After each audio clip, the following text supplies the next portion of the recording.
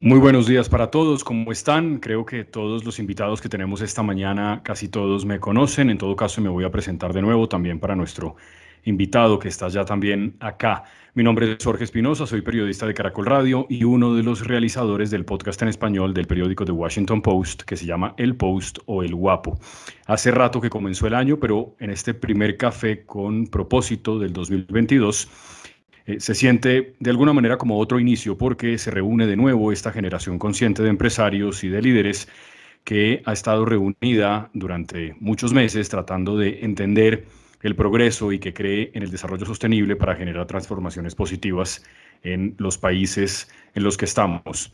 Por eso me siento otra vez muy contento de que me hayan invitado para acompañarlos y para moderar esta conversación. Hoy está con nosotros Juan Carlos Mora, el presidente del Grupo Bancolombia, que también, por supuesto, quiere saludarlos. Juan Carlos, buenos días, ¿qué tal? Buenos días, Jorge. Un gusto saludarte a ti, a todos los que nos acompañan el día de hoy.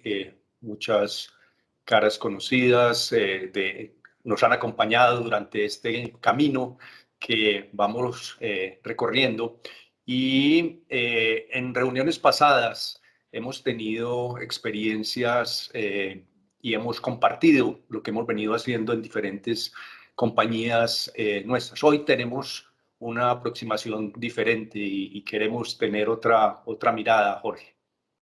Sí, Juan Carlos, es así y por eso yo los quiero invitar para que vamos entrando en materia a que conozcamos a nuestro invitado. El invitado de hoy es un invitado muy especial, es un hombre muy joven, tiene una trayectoria como CEO, como director ejecutivo de su compañía, que nos va a servir como pretexto su compañía y su experiencia para conversar de muchos temas que nos interesan, como emprendimiento, como innovación, como comercio justo, como impacto de organizaciones que son privadas en las comunidades de las que hacen parte. Él además vive muy cerca a esas comunidades. Antes de contarles quién es este invitado, les recuerdo que esta es una grabación que estamos haciendo, es una reunión grabada, porque la idea es que después podamos compartir algunas de las ideas interesantes que vayan surgiendo a medida que conversemos con los compañeros de Generación Consciente que no pudieron tomarse este café con propósito. Unas instrucciones muy básicas para que todos saquemos el mayor provecho de lo que va a pasar acá. Juan Carlos y yo vamos a conversar con nuestro invitado y cuando falten unos 15 o 20 minutos vamos a abrir la conversación para que ustedes también puedan preguntarle directamente. En todo caso, hay un chat, como siempre, y si tienen comentarios o preguntas sobre lo que vamos diciendo, Juan Carlos y yo las podremos ir incorporando al diálogo. Recuerden, muy importante, para poder hacerlo bien, que Teams tiene un solo canal de audio, así que es muy importante que mantengan sus micrófonos en silencio, salvo cuando quieran participar o preguntar. Justo antes de que concluyamos este espacio, les vamos a pedir que respondan una encuesta de satisfacción que es muy breve, que nos va a permitir entender qué nos falta por mejorar en estos encuentros. Juan Carlos, ahora sí, nuestro invitado. ¿Quién es? Jorge, yo estoy muy contento de tener hoy con nosotros a un CEO de una marca creada por él, que además actúa globalmente en una de las industrias más competidas, la industria de la moda.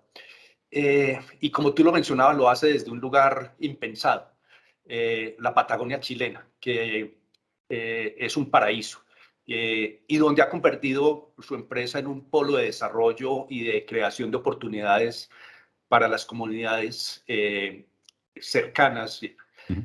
Nuestro invitado se llama Thomas Kimber. Thomas, buenos días y es un gusto tenerte.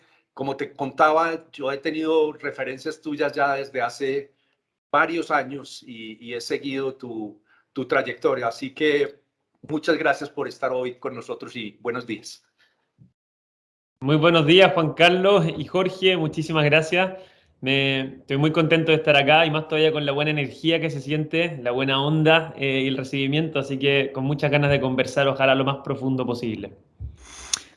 Tomás, yo quería que empezáramos con un impacto visual. No sé qué tal está el día, dónde estás, pero ¿por qué no le cuentas a nuestros invitados hoy desde dónde nos estás saludando, dónde estás? Y si puedes, también nos puedes mostrar qué hay en tu ventana, qué es lo que tú ves cuando te levantas cada mañana para tomarse ese café que nos estamos tomando ahora. Feliz, yo me estoy tomando un mate acá, un mate Ah, local, eso, así que claro, mate, sí. salud. Y estoy acá en nuestra oficina principal, acá en Puerto Varas, en el norte de la Patagonia. Normalmente acá uno puede ver 3 volcanes maravillosos, hoy día está medio nublado el día, pero yo creo que igual algo se alcanza a apreciar ahí en el lago, que es muy lindo.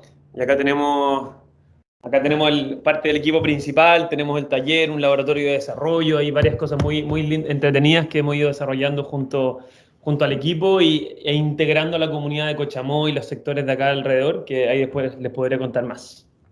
Pues Tomás, gracias por eso. Yo ayer estuve mirando unos videos que me enviaste para entender un poco más lo que hacen, cómo es todo el proceso, que es maravilloso que tienen. Me contaste que van a llegar pronto a Colombia.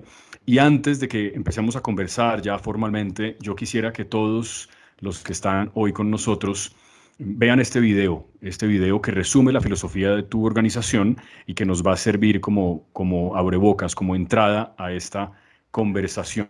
Aquí está.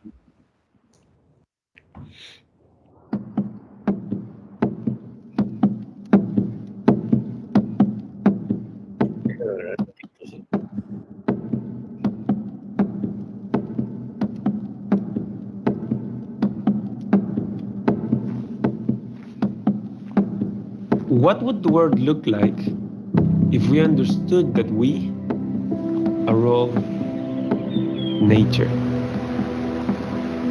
How would we look at other species? How would we relate to the world around us? How would we define success? What would companies be like? How would we conceive innovation? How would we create the products we use? What would the world look like if we actually felt that we are all nature? This is a question we're committed to ask ourselves every single day. This question has led us to fascinating new roads. From listening and learning from indigenous cultures that have been here for longer than we can imagine, to observing and learning from the wisdom of nature itself. It has led us to working towards a conservation of nature through the work with local communities, transforming waste into a source of income for rural entrepreneurs, which in turn they use as seed capital to start their own micro businesses, empowering their families and community. It has brought us into turning natural, noble, and recycled materials into high-quality products that can serve as a symbol of a different way of looking at the world, while helping us fund long-term projects that can empower hundreds and even thousands of people in creating opportunities for regenerating the local economies and protecting natural landscapes. It has taken us to be inspired by so many incredible people from different parts of the world that are daring to transform their own realities by pursuing their own passions. What would the world look like if we understood that we are all nature? We don't have an answer, we just have a question. A question we believe is a question we should all be asking each other. What would happen if every person in the world reflected on that question every single day?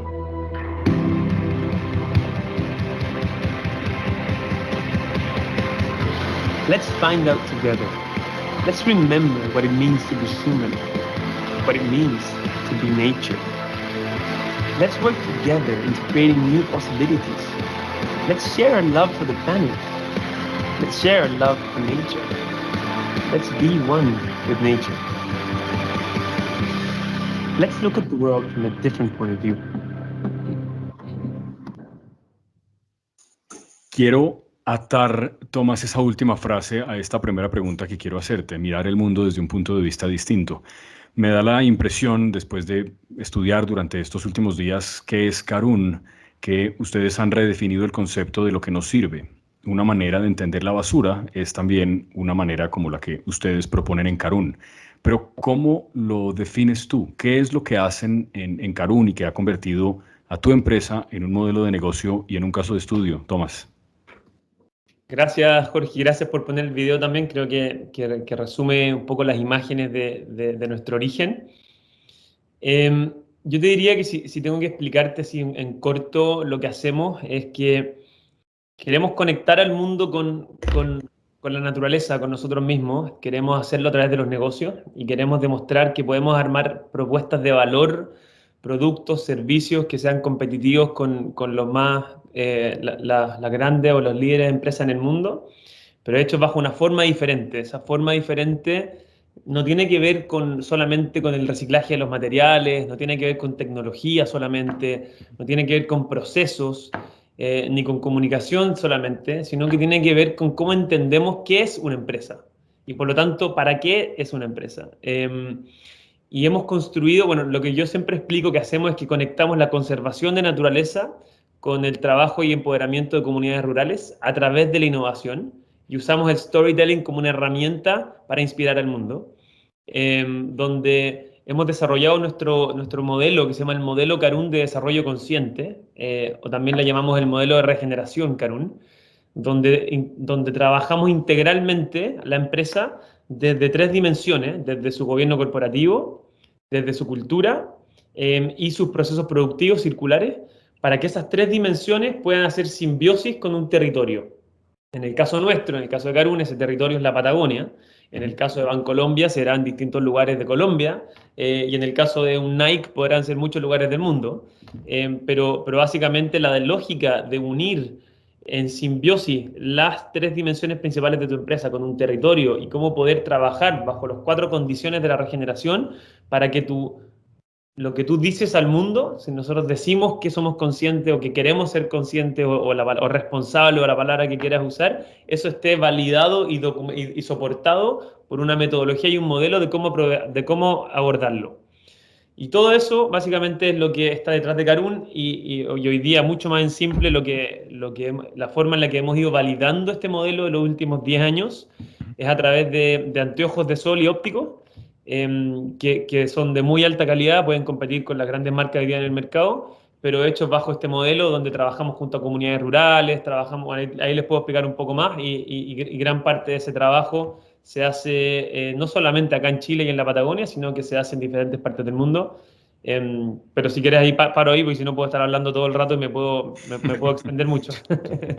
No, Tomás, no hay problema. En América Latina, Tomás, hay una especie de admiración que se siente por las historias y los orígenes de las empresas de Silicon Valley, las empresas que pues son las más grandes del mundo y las que de alguna manera sirven como ejemplo para muchas otras que quieren crecer, de personas como Steve Jobs o como Mark Zuckerberg que un día dejaron la universidad para crear o desarrollar una idea que cambió el mundo y luego volverse multimillonarios.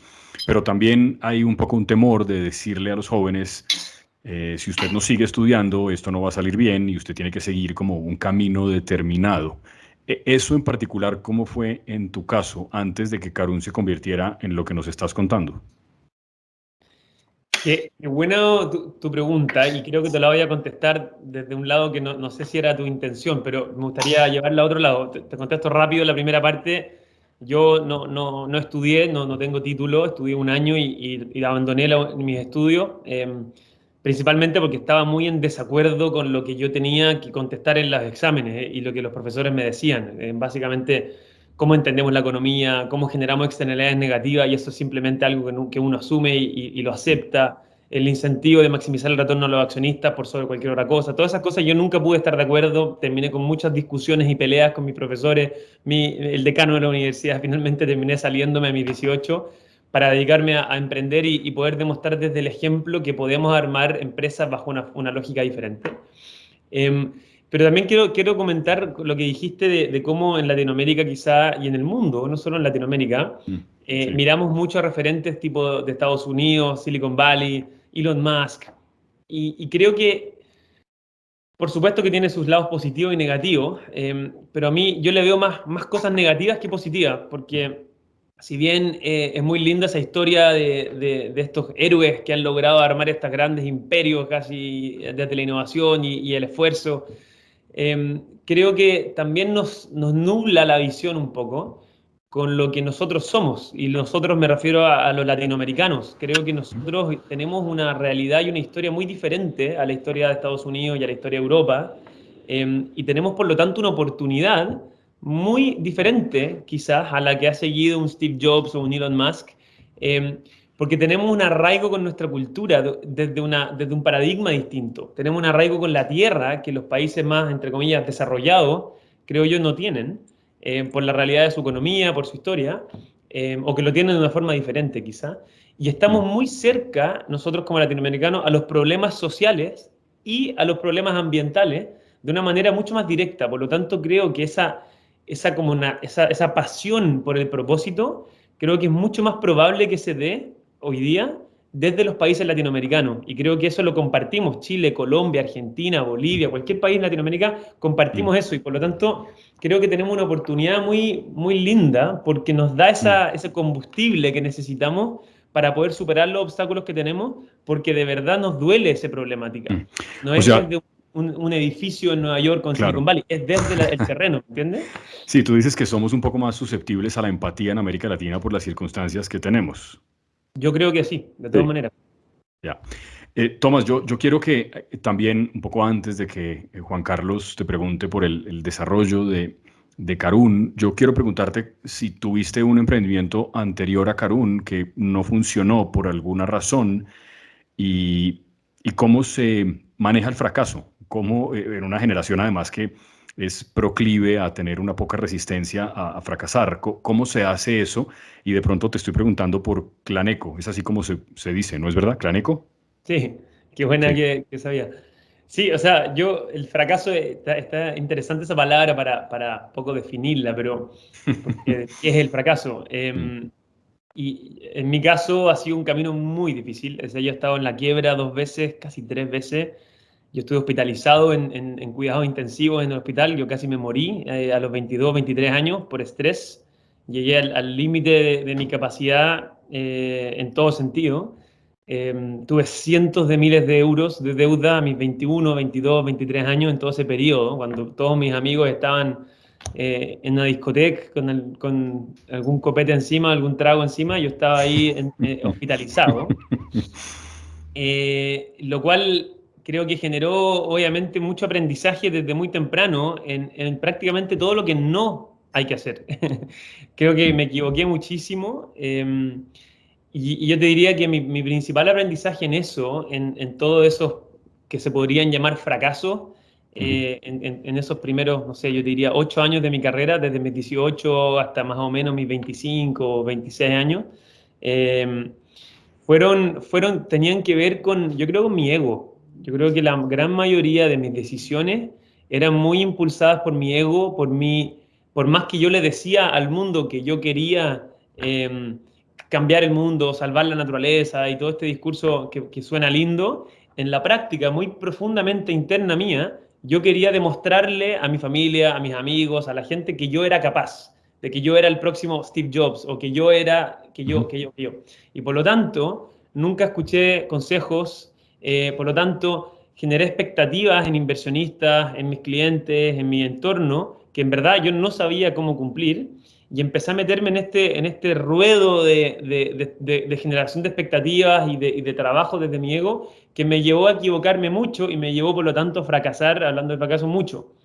Cuando me di cuenta de esto, creo que sentí una fuerza muy liberadora de entender que finalmente la responsabilidad de todos estos fracasos no era de los inversionistas que yo culpaba siempre, no era de que los clientes no entendían o de que mi equipo no era bueno, era 100% mía. Y cuando me empoderé en ese sentido y acepté que era mi responsabilidad, me cambió mucho la vida y las decisiones que tomamos, el tipo de socios que fuimos invitando, bueno, y la manera en que hemos construido la cultura de esta empresa, que ha sido uno de los principales focos, yo creo que se dio muy marcada por esas experiencias que yo tuve desde muy temprano. Así que creo que esa experiencia que yo he tenido y que todavía me falta mucho para aprender, es la que me encantaría poder, o sea, la que trato siempre de poder como expresarla a más personas alrededor para que no cometan los mismos errores que yo cometí, o que si es que lo hacen, al menos que sean un poco más suaves y no terminen hospitalizados. Juan Carlos, Tomás, primero qué bonita historia y contada así como tú la cuentas, realmente es impactante. Pero me llama la atención un tema, y es el propósito tuyo ha estado siempre ahí. O sea, el tema de la naturaleza, de tener una visión de que tenemos que estar en armonía con la naturaleza, la veo siempre presente. aún con ese ego que tú mencionas, las compañías como nosotros, como el grupo de personas que estamos aquí, tenemos un camino un poco diferente, y es que hemos nacido probablemente con una visión distinta y estamos más bien en un proceso de transformarnos. Tu visión ha empezado desde el principio. ¿Cómo ves tú en unas compañías como las nuestras, que tienen una tradición y que están un poco adaptándose y buscando ese propósito? ¿Cómo ves esa evolución de estas compañías? No como la tuya, que nace y tiene las dificultades que tiene, pero evoluciona desde una visión y un propósito muy claro y muy firme frente a esa transformación que vivimos las compañías que tenemos una historia más larga.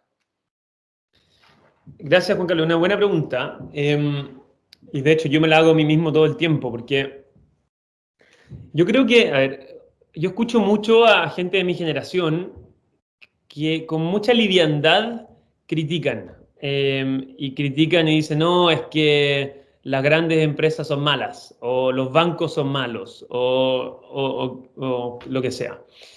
O no, es que la izquierda o la derecha en la política son tal y tal.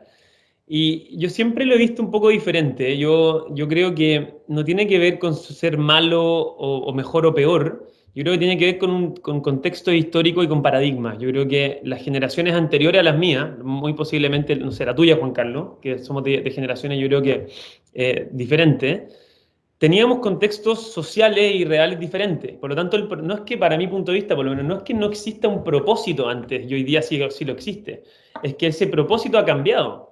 En un principio, yo creo que las empresas tenían un propósito que era ofrecer un servicio y generar rentabilidad, porque yo quería realmente generar un ingreso económico. Quizá el propósito era generar empleo, quizá el propósito era hacer crecer al país, quizá el propósito era sacar a los países de la pobreza. Entonces, ese propósito siempre existió.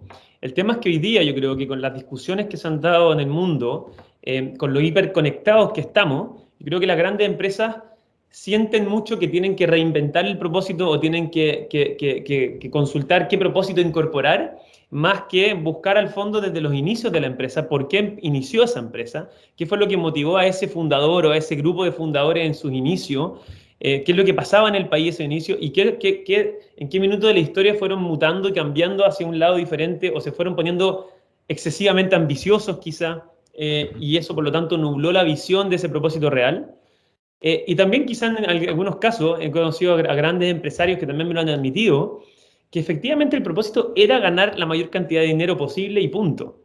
Y creo que es muy importante ser honesto con eso y hacer un autoanálisis y decir, sí, hemos operado bajo los últimos tantos años, bajo el objetivo principal de solamente rentabilizar el dinero por cueste lo que cueste. Entendemos que hoy día eso no es suficiente y eso no nos va a asegurar que seamos parte de esta sociedad y además no nos llena, por lo tanto queremos reinventarnos. Entonces, mi punto con esto es que creo que, para mi punto de vista, por lo menos el primer paso es ser muy conscientes y muy honestos consigo mismo de entender esa historia y esa realidad bajo la cual se ha operado en el pasado. Porque creo que desde ahí es posible la transformación. Si es que no, si no se hace ese reconocimiento, es igual que en desarrollo personal, pero a nivel de organización, creo que es muy difícil lograr encontrar ese propósito que logre inspirar al resto de la organización y al resto de sus stakeholders. Eso diría como primero. Y lo segundo es que, al menos que sí nos funciona mucho a nosotros, es entender que no se trata de nosotros como organización, sino que se trata de las personas que estamos dentro en el contexto de cómo somos parte de una sociedad y de un ecosistema mucho mayor a nosotros. Y por lo tanto, entendiendo desde la forma más sistémica a la empresa, no desde una cápsula aislada del resto, cómo desde esa visión podemos conversar y aunar conceptos o aunar sueños y visiones para que lo que nos mueva vaya mucho más allá de nuestra generación, vaya mucho más allá de nuestro propio beneficio en el corto o mediano plazo, sino que tenga un sueño en el que yo, mis hijos, mis nietos, los hijos y los nietos de mi compañero de trabajo estén siempre vibrando para poder lograr. Y creo que la manera más potente de hacerlo, o no sé si más potente o no, pero lo que tiene que pasar es que tiene que ser una convicción profunda, desde el directorio, desde el CEO y desde toda la gente que acompaña el team ejecutivo, para que realmente permee y no se convierta solamente en una frase linda para comunicar. Eso me parece muy importante y quiero hacer una pregunta dividida en dos partes, Tomás.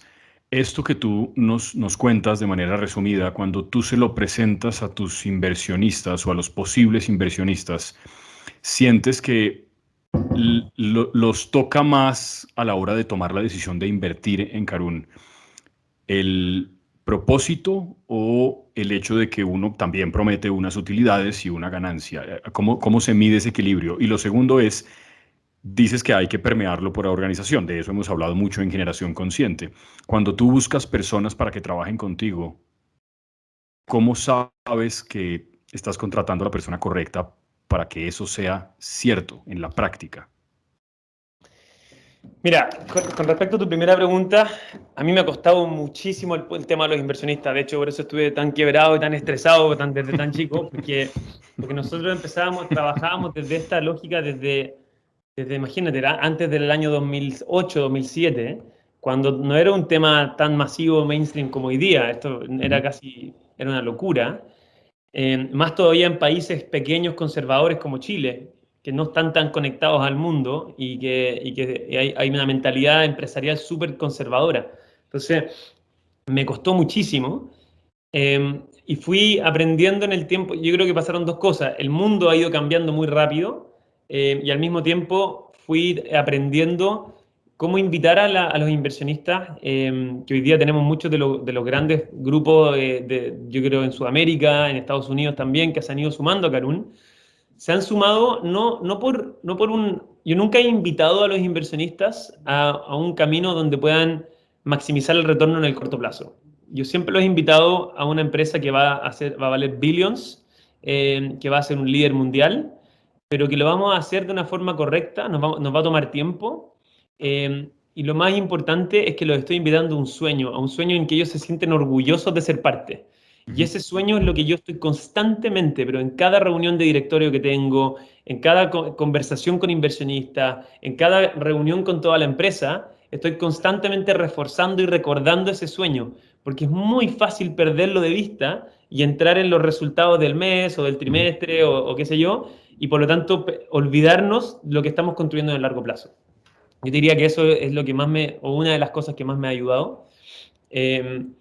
Y respecto a las personas, tocaste, para mi punto de vista, el tema de cómo construir algo real que permee en el tiempo y que sea coherente. Yo creo que ahí es donde una palabra que me gustaría usar, que es la coherencia, que es casi como contradictoria en el ser humano. Es como casi imposible ser coherente como ser humano en su totalidad. Pero lo que tratamos de buscar son personas que realmente vibren con el propósito, más que las habilidades necesariamente profesionales que tengan. Idealmente que son las dos, por supuesto, pero al final una persona que tiene esa convicción y tiene cierto nivel de desarrollo profesional, lo que le falte en desarrollo profesional lo va a poder agarrar si es que tiene esa convicción. Entonces, los filtros que hacemos, las conversaciones, las entrevistas, van muy guiados en un principio a la parte técnica, pero luego la gran mayoría donde yo me meto es asegurarme que ese fit cultural exista, y ni siquiera hoy día ni siquiera estamos hablando del fit cultural, sino que del empuje cultural, que ojalá sean personas que nos desafíen culturalmente para no solamente cumplir el propósito, sino que ir desafiándolo constantemente. Juan Carlos, ¿tienes alguna otra inquietud? Sí, no, tengo muchas, porque además la historia es fascinante. Yo quiero preguntarte, Tomás, yo supe primero de ti, de Karun, por empresas B. Karun es una empresa B. Cuéntanos un poco qué significado ese tema porque tú tienes claramente la convicción, has recorrido un camino que no ha sido fácil. Leía que empezaste con anteojos de madera y que fue un proceso muy largo de poder tener un producto lo suficientemente bueno y de calidad para poderse vender. Pero cuéntanos un poco ese capítulo de empresa B, ¿qué ha significado para ti? De hecho, cuando mencionaste eso recién, Juan Carlos, me acordé del evento de Empresas B en Medellín y tengo bien presente a Bancolombia porque creo que ustedes fueron bien parte de ese evento. Y desde ahí como que en mi cabeza, porque Bancolombia no está en Chile, pero si yo pienso en bancos importantes en Latinoamérica, yo pienso en Bancolombia por el involucramiento en el mundo B. Así que para que lo sepas, para que no se alejen de ese mundo. Yo sé que están haciendo muchas cosas en esa línea igual, pero para ratificarte que está funcionando, está siendo efectivo. Sí, yo he estado muy involucrado en el mundo B desde sus comienzos. Para los que no estén familiarizados, las empresas B son empresas que buscan un objetivo mayor a simplemente el retorno económico dentro de sus empresas. Buscan el triple impacto y buscan un poco convertirse, la típica frase más comunicacional es que buscan convertirse no solamente en las mejores empresas del mundo, sino que las mejores empresas para el mundo. Comenzó con una certificación donde tienes que hacer todo un proceso que es bien extenso para poder de que se evalúan tu gobierno corporativo, las brechas salariales entre el que menos gana y el que más gana en tu empresa, ciertas instancias de toma de decisiones, tu manera de relacionarte con tu entorno, con las energías que usas, con los procesos productivos. Ven todas las dimensiones de la empresa y tienes un puntaje. Y si quieres empresa B, o sea, y si tienes sobre cierto punto, estás certificado como una empresa B. Pero hoy día eso ha evolucionado y pasó una certificación en un principio a una comunidad, básicamente de global, donde muchos líderes empresariales y empresas que quieren ir mucho más allá que el simple negocio y quieren convertirse en este tipo de empresas que estamos conversando acá, son parte y se ha armado esta red de conversación, de apoyo, que ya va más allá de las empresas, se ha llevado incluso a la educación, se ha llevado a la política, se ha tratado de llevar a la política, no sé si ha funcionado, pero al menos se ha llevado a la discusión social. Y eso hoy día creo que ha sido un catalizador importante para esta discusión. Y hay muchas empresas de gran renombre, tipo Natura, tipo Patagonia, Danone, que se han sumado. Y hay muchas empresas tipo Carum, que son más pequeñas, que han ido surgiendo en los últimos años, que nacen desde ahí, como decía Juan Carlos en un principio, y que yo creo que la belleza del mundo B, para mi punto de vista, es justamente en esa variedad, en esa diversidad de las grandes empresas, las pequeñas empresas, las medianas, sentados en la misma mesa, conversando, a ver qué está haciendo cada uno para que vayamos co-construyendo esta forma de desarrollarnos. No sé si contesté tu pregunta, Juan Carlos. Totalmente, totalmente. Y yo creo que tú lo dices muy claramente. Yo he tenido la oportunidad de estar en reuniones de empresas B. Lo hice en Mendoza, lo estuve en Mendoza, Argentina, y la verdad es una comunidad, como tú lo dices, que realmente ve en las empresas esa capacidad de hacer las cosas distinto, y es una fuerza muy, muy, muy potente. Para los que no se hayan acercado a ese mundo, me parece que es un tema que puede ser interesante por esa energía que hay alrededor de cómo realmente con las empresas se puede transformar el mundo. Y tú lo mencionas, Natura, Patagonia, pero también otras empresas más pequeñas. Es un movimiento que creo que tiene una energía muy, muy potente para eso que soñamos de que las empresas sean realmente una fuerza transformadora y que evolucione en el mundo. Exacto, y un comentario, y creo que justamente por eso que el sello B hoy día tiene alta credibilidad, tiene un peso relevante. O sea, cuando una empresa es B, el consumidor final que lo conoce, pero al menos el ecosistema alrededor de este mundo de quizá un poco más intelectual de alguna manera, sí le da valor y sí le toma el peso por la rigurosidad de la certificación, pero además por lo que dices tú, que este ecosistema de personas y energía alrededor de ella, que yo creo que no es lo mismo que simplemente una ISO 9001 o otra cosa. Tomás, una de las cosas que probablemente más le llama la atención a la gente cuando empieza a acercarse a Carum, a tu empresa, y empieza a mirar la producción que hacen con las gafas, es que no se parece en nada o en casi nada a lo que se llama el fast fashion, la industria de la moda que ha sido tan criticada, con documentales y con reportajes en grandes periódicos contando cómo hay desperdicios que se utilizan por toneladas y cómo las condiciones laborales no siempre son las mejores en las maquilas. En fin, hace poco incluso hay unas imágenes virales de lo que pasó en el desierto de Atacama con prendas de vestuario acumuladas por toneladas.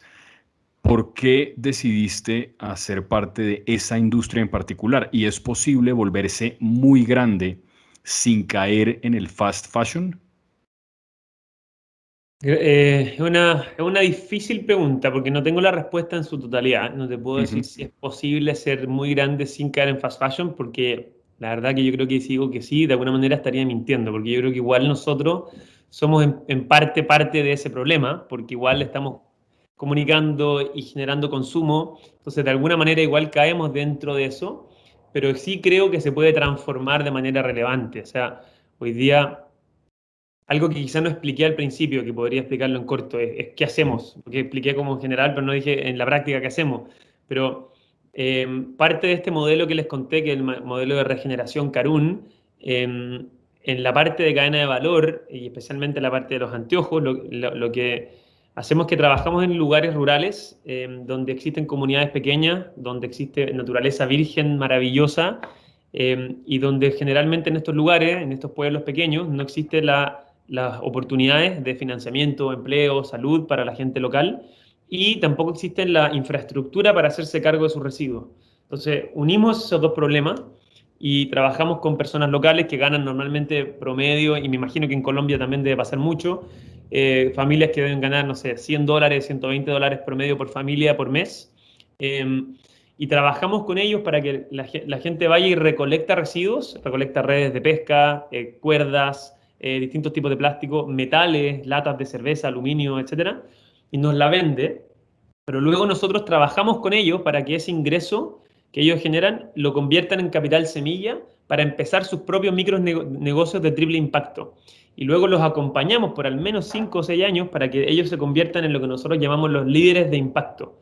Y ellos mismos se convierten en actores dentro de su comunidad, inspirando y motivando a otros en su entorno a que también se atrevan a hacer las cosas desde el triple impacto y vayan protegiendo su ecosistema natural. Entonces, generando incentivos económicos para la protección de sus ecosistemas naturales. Y eso luego se convierte en nuestra materia prima y en nuestro anteojo. Bueno, hay toda una serie de cosas que podría contarles. Tenemos tecnología de blockchain para la trazabilidad exacta del material, la emisión de CO2 que cada uno genera, una serie de cosas que hemos ido incorporando. Pero creo que justamente elegimos la industria de la moda siendo una de las más contaminantes porque, para mi punto de vista, lo encuentro fascinante el poder que esa industria tiene, la capacidad de llegar a miles de millones de personas con un mensaje constantemente. Nos bombardean con mensajes que hasta ahora han sido mensajes superficiales, han sido mensajes que generan mucho individualismo, generan inseguridades en uno para consumir más, pero pueden ser usadas para generar mensajes diferentes, mensajes de empatía, mensajes de amor, mensajes de colaboración. Entonces siempre quisimos usar los anteojos como una invitación a ver el mundo desde un punto de vista diferente. O cuando yo te veo a ti, cuando yo veo a Juan Carlos ahí con sus anteojos, esos anteojos normalmente expresan mucho de su personalidad, de quién uno es. Por lo tanto, si podemos aprovechar esa herramienta tan visible en la cara para poder esparcir un mensaje diferente, un mensaje inspirador, especialmente enfocado en las generaciones más jóvenes que hoy día están hablando mucho de estos temas, entonces es una muy buena oportunidad de usar las gafas o los anteojos como una herramienta de comunicación, que ojalá vaya transitando o aportando en esa transición a cambiar la forma en que entendemos la moda, y no solo la moda, sino que los negocios en general. Leí, Tomás, en alguna parte que Karun quiere llegar al 1.000.000 de anteojos en el 2023. Asumo que esa es una meta anual. Estamos ya, pues, este año, pues, sin exagerar, está ya avanzando a pasos agigantados. ¿Cómo está ese objetivo? ¿En dónde están ahora? Bueno, lo retrasamos un año por pandemia, por COVID, Ajá. así que ahí tenemos un margen extra para el 2024. Yo creo que vamos bien. Este año debiéramos cerrar en sobre las 250.000 unidades. Esperamos que el próximo año lleguemos a las 500.000 y ya el 2024 al millón. Son crecimientos exponenciales. Hoy día estamos en casi 3.000 puntos de venta en 17 países. Todavía no hemos entrado a Estados Unidos, hemos hecho un pequeño piloto, así que ahí tenemos mucha fe de que Estados Unidos va a ser un motor importante de crecimiento para nosotros. Y Colombia, bueno, esperemos entrar a Colombia a final de este año. Estamos ahí hablando estamos hoy día en la red global de Gran Visión. Si no me equivoco, en Colombia es la FAM. La FAM, sí. La FAM. Sí. Por lo tanto, estaremos ahí lo más probable junto a Gran Visión a final de año y nuestro e-commerce. Pero en verdad lo que más queremos, a mí lo que más me entusiasma, más que la cantidad de anteojos que podamos hoy día vender o clientes que podamos inspirar, tiene que ver en cómo podemos aplicar nuestro modelo de desarrollo a muchas industrias. Entonces estamos trabajando hoy día para armar otras verticales dentro de Karun pero además poder trabajar junto a otras empresas para poder aplicar el modelo Karun a otras industrias y otras empresas también. Juan Carlos. Jorge, sí, voy a devolverme un poco, Tomás, y entiendo que tú vivías en Santiago y originalmente estabas en Santiago y te moviste a la Patagonia chilena. ¿Qué tanto ha influido eso que te hayas movido más cerca de las comunidades, de las redes de pesca, de estar más en contacto con la naturaleza en esa visión y ese desarrollo? Porque uno entendería que el tema va más financiero, más de desarrollo, de más recursos estaba en Santiago, no en Puerto Varas, donde estás hoy. ¿Cómo ha jugado ese tema de ubicarte en la Patagonia, de estar ahí, de estar más cerca de las comunidades en el desarrollo de Karun? Gracias por esa pregunta, porque pocas veces me la hacen así como me la acabas de hacer y creo que ha sido realmente importante porque, bueno, yo siempre, Karun empezó desde la Patagonia porque a mí me tocó desde muy pequeño viajar con mi madre, que es fotógrafa, a estar con caballos salvajes, con pumas, acampando en la naturaleza, en en Magallanes, en Aysén, acá en el sur de la Patagonia. Pero me pasaba que estando en Santiago, así como me imagino que debe pasar en Bogotá, la gente habla de que hay que descentralizar el país, hay que hacer tal cosa, hay que... Y es muy difícil decir hay que. Y yo mismo lo decía. Y dije, no puede ser que yo estoy diciendo hay que, tengo que hacerlo para que mi ejemplo sea el que valga y no mis palabras. Por lo tanto, tomamos la decisión de mover a todo el equipo, hoy día tenemos oficina acá y en Santiago también, y en otras partes, en otras ciudades del mundo también por las operaciones comerciales, pero nuestro equipo principal está acá. Mucha gente tuvo que sacar a todos sus hijos de los colegios, hacer todo el movimiento para estar cerca de las comunidades donde trabajamos y para poder vivir cerca de la naturaleza y para poder demostrar, dentro de Chile al menos, que de acá donde nos toca a nosotros vivir, demostrar que desde un lugar como Puerto Varas, desde regiones, podemos armar emprendimientos globales, pero con una mirada muy local y con un involucramiento local muy profundo. Y creo que en la cultura de la empresa, en la coherencia con el relato, en la profundidad que hemos agarrado en nuestra propuesta de valor, ha sido fundamental, porque no se trata, como dijiste tú, de algo donde de estar en Santiago porque ahí está el polo financiero, sino que se trata de estar en donde tenés que estar porque conecta con tu propósito más profundo. Y esa finalmente, como dije al principio, es la benzina, ese combustible que te hace seguir, y es el combustible que ha definido cosas tan quizá desde una mirada simples, pero tan fundamentales como la paleta de colores de nuestra marca, como la identidad audiovisual de nuestros videos, desde la manera en que hemos concebido los programas de cultura de la empresa, la toma de decisiones, todo cambia por estar acá y estar sensible y permeable a la naturaleza en el día a día. Y ha sido maravilloso y creo que es algo que queremos potenciar. Les cuento así entre nosotros. A mí me encantaría convertir acá a la Patagonia así como hablábamos de Silicon Valley, y Silicon Valley se ha convertido en un polo de innovación tecnológica.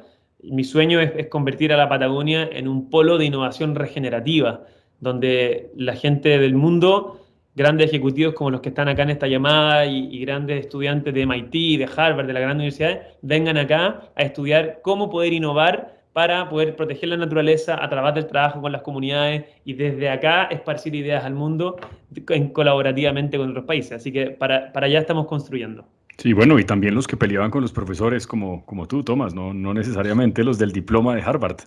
Bueno, todos muy bienvenidos. La diversidad es lo que hace la fortaleza. Tomás, ¿cómo es el contacto inicial o cómo fue el contacto inicial con las comunidades? Uno cómo llega y les dice, tengo esta idea, hagan esto para mí, yo les voy a pagar una plata y esto tiene este sentido, más allá del sentido monetario que también lo tiene. ¿Hay alguna historia ahí en eso? Totalmente. Para nosotros el aprendizaje más grande es que nunca ha sido algo transaccional. Nunca ha sido, oye, hagan esto y yo les pago. Nunca. De hecho, hicimos eso en un principio y nos fue muy mal porque no era sostenible en el tiempo, y no había sentido de pertenencia en las personas locales con lo que nosotros hacíamos, y por lo tanto había muy poca legitimidad y por lo tanto era puro greenwashing. Era muy cortoplacista. Lo que tuvimos que hacer para ganarnos la confianza de la comunidad, donde empezamos a trabajar acá en Cochamó, que es uno de los valles más lindos yo creo en Chile, fue que cerramos la empresa. Bueno, éramos pequeños en ese minuto, éramos 20 personas, éramos muy pequeños, pero igual cerramos la empresa por una semana y nos fuimos a vivir a la comunidad, a quedarnos a casas de la misma gente local, donde estuvimos con ellos viviendo 7 días, conociéndonos, nosotros aprendiendo mucho de ellos, ellos aprendiendo quizás algunas cosas mucho menos, lo más probable de nosotros, y entendiendo su realidad, trabajando y apoyándolos en sus emprendimientos. Estuvimos junto a otra empresa, éramos como 40 personas que nos quedamos viviendo en estas casas, y desde ahí nació la relación con la comunidad. Y desde esa relación la hemos ido construyendo en el tiempo, desde una relación real, tangible, profunda, no transaccional. Y desde ahí ha mutado a ciertas cosas transaccionales, ha mutado a programas, ha mutado a muchas cosas, pero ya existe esa primera confianza y ese vínculo. Y yo lo que trato de hacer lo más posible, hoy día tengo mucho menos tiempo, pero trato lo más posible de cada cierto tiempo ir, sentarme, tomarme un mate con la señora en la casa de ella y irme a la cordillera y conocer, porque eso es lo que finalmente a mí me baja a tierra, y a la misma comunidad le da la credibilidad de que esto es real y no es simplemente un departamento de la empresa que está ahí, sino que es parte fundamental de nuestro desarrollo. Sí. Así que, Juan Carlos, si te parece, podemos abrir también ya las preguntas para que el público y todos los que están hoy con nosotros, nuestros invitados, puedan preguntar si quieren ponerla en el chat o si quieren alzar la mano o simplemente decir aquí estoy y tengo esta pregunta. También vale para aprovechar estos últimos minutos.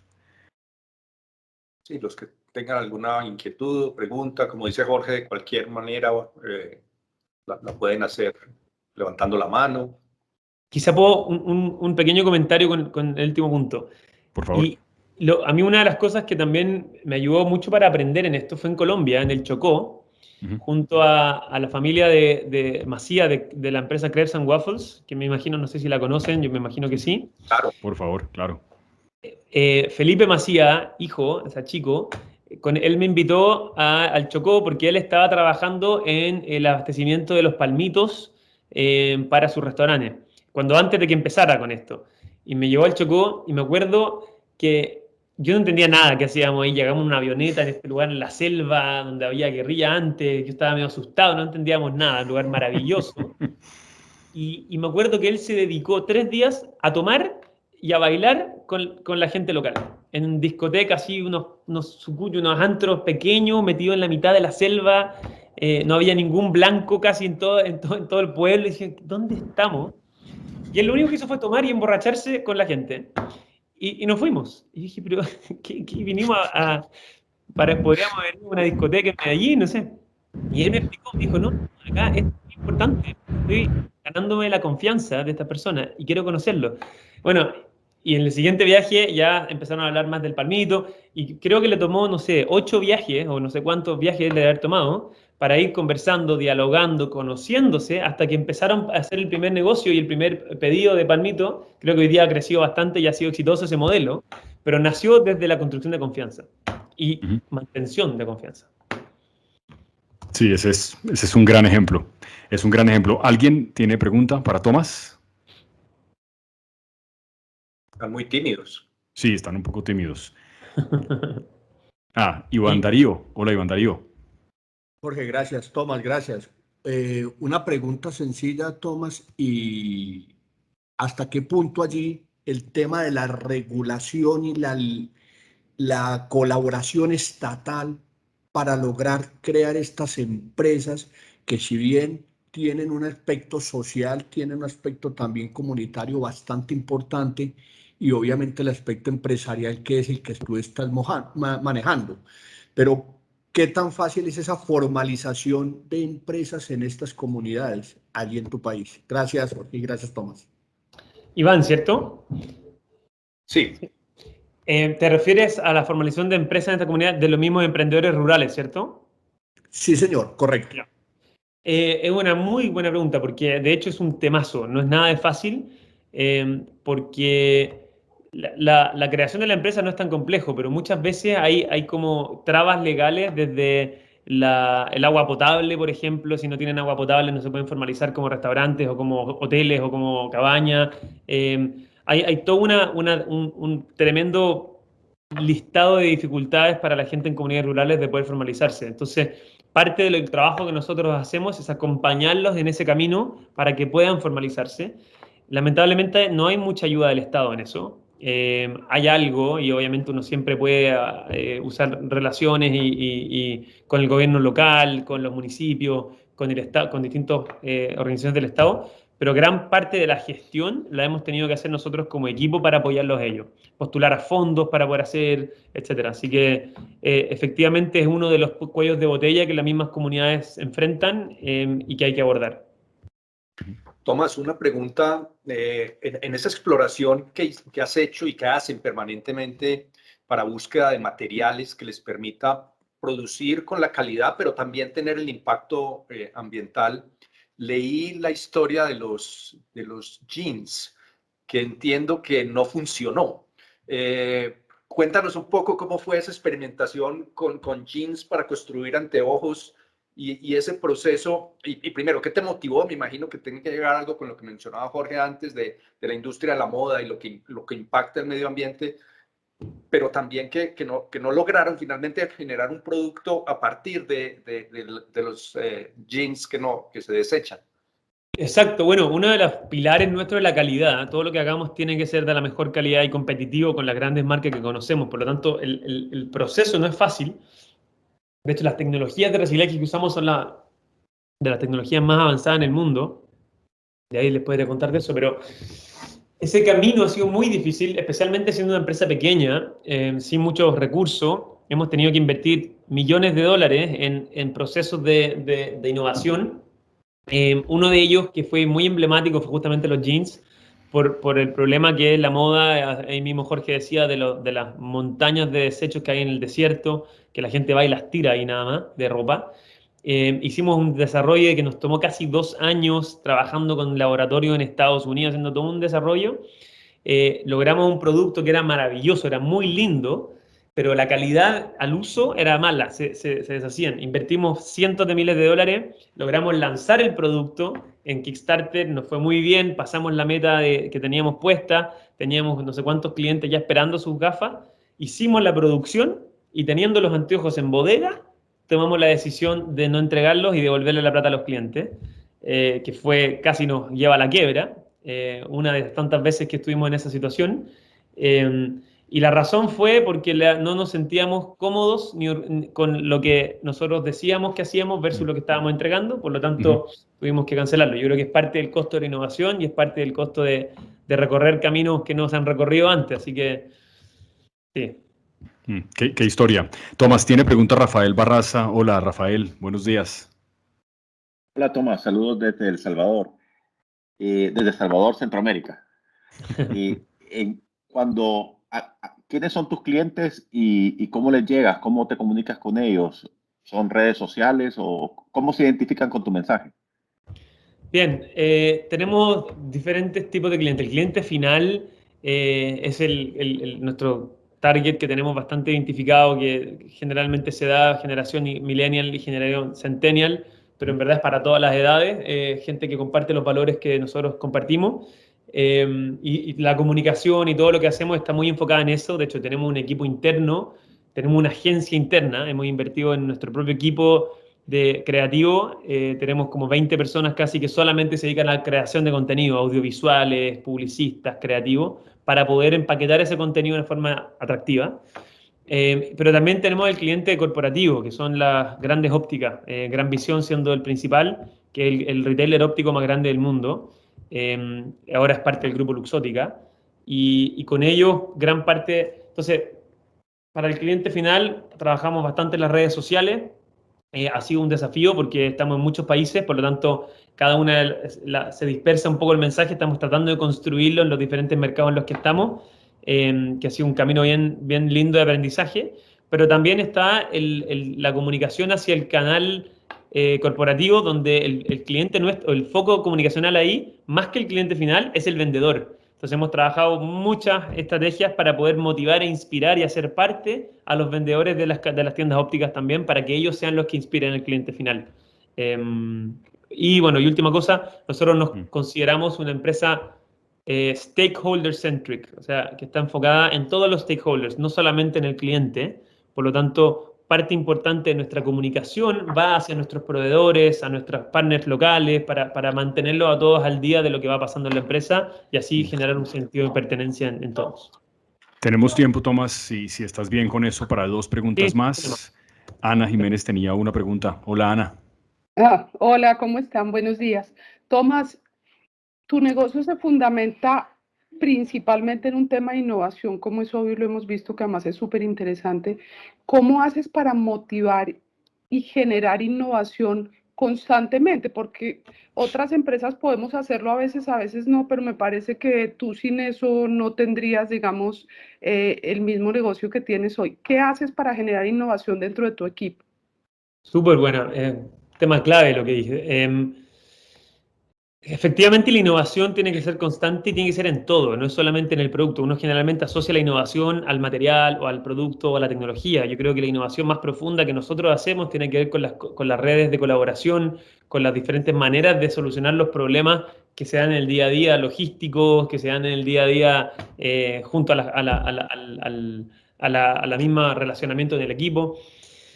Y no te tengo una respuesta definitiva. Lo que sí creo que hemos hecho mucho es involucrar a toda la empresa en el propósito.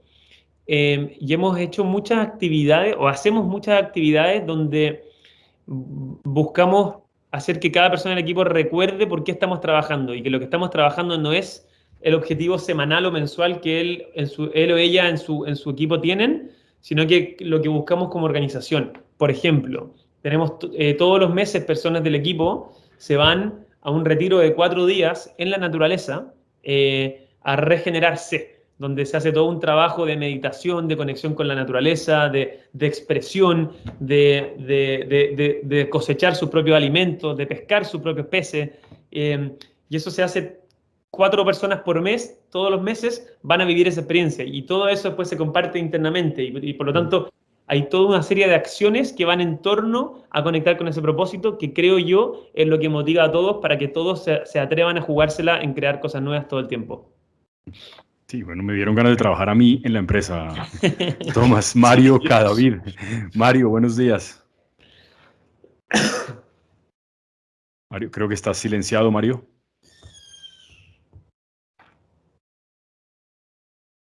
A ver. Sí, creo que no le está quitando el mute del computador. Pues Juan Carlos, ya estamos llegando casi al final de esta conversación con Tomás. ¿Quieres decir algo al final? ¿Despedir a Tomás?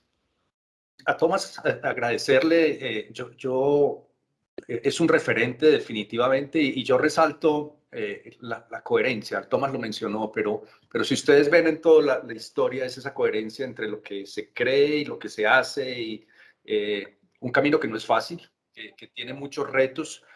Tenemos que ser conscientes que tiene muchos retos, pero que vale la pena. Y yo creo que lo que Tomás nos ha contado hoy es un gran ejemplo de cómo podemos, con una visión y con un propósito, avanzar claramente. Tomás, gracias. De verdad, eres inspirador para todos nosotros, todo esto que nos has contado.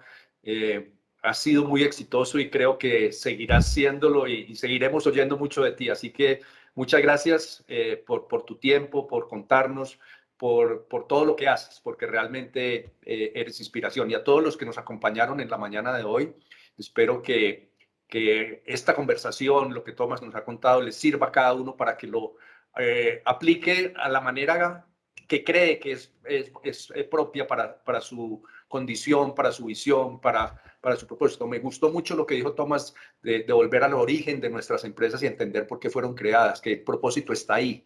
Yo creo que eso es muy profundo y que a veces se nos olvida y nos perdemos un poco en el camino y volver a entender esos orígenes de por qué fueron creadas nuestras empresas, creo que tiene mucho potencial. Tomás, muchas gracias. Espero visitarte en Puerto Varas pronto, ojalá, y estar allá viendo lo que haces y lo que trabajas con las comunidades. Y a todos, muchas gracias. Que tengan un muy buen día.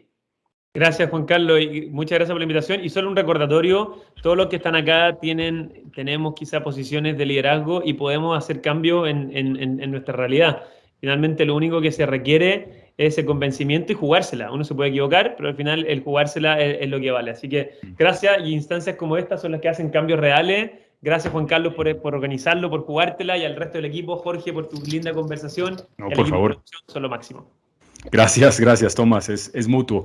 Queremos, antes de que se vayan todos, primero agradecerles el tiempo que sacaron para estar con nosotros esta hora de sus agendas y que nos ayuden respondiendo la encuesta que debe estar ya en sus pantallas o en el chat. 5 la mejor calificación, 1 la peor, y poder enviarla para que podamos mejorar estos encuentros. Y también en el Grupo Bancolombia queremos facilitarles las herramientas que van necesitando para que conversemos en el próximo café, y las sugerencias que tienen para nosotros pueden escribirlas al mail que encuentran ya en el chat de la reunión, eventosbancolombia@bancolombia.com.co. Gracias de nuevo por acompañarnos. Juan Carlos, a ti, gracias otra vez. Adiós, que tengan un buen día y un buen mes. Muchas gracias. Gracias. Muchas gracias a todos. Chao. Gracias. Muchas gracias. Muchas gracias. Si se transforma en líder, renace una empresa. Si crecen las empresas, evolucionan los países. Si evolucionan los países, maduran las regiones. Si madura la región, cambia el mundo. Bancolombia.